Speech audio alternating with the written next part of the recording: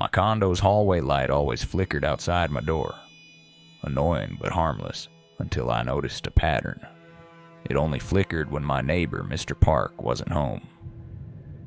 He worked night shifts, so I'd see the light sputter every time he left. One evening I bumped into him and joked, "Your light's haunted." He froze. "You see it too?" I thought it was just me. That night the flickering got worse. It pulsed like Morse code. I filmed it and played it back in slow motion. The pattern spelled HELP over and over.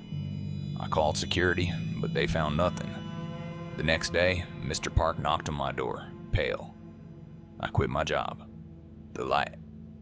It followed me to the parking lot. A week later, he moved out. Now, the flickering happens even during the day. The building manager finally admitted. The previous tenant died alone in that unit.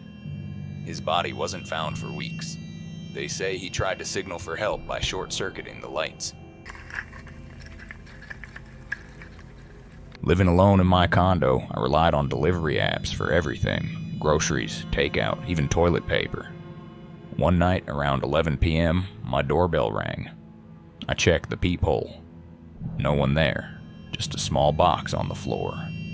The label had my name and unit number, but no sender details. Inside was a vintage music box. Curious, I wound it up. It played a lullaby I'd never heard before, but the melody felt familiar. The next night, I woke up to the same lullaby playing faintly in the living room. The music box was closed. I threw it in the trash chute, but the following week, another package arrived. This time, it held a faded photo of a little girl holding the same music box. Her eyes were scratched out. I showed the photo to my neighbor, and she gasped. "That's Emily. She lived here 20 years ago. Her mom said she'd hear that lullaby at night, right before Emily vanished. Now I keep hearing tiny footsteps outside my door at midnight. I stopped ordering deliveries. I always parked in spot B2, the same spot for years.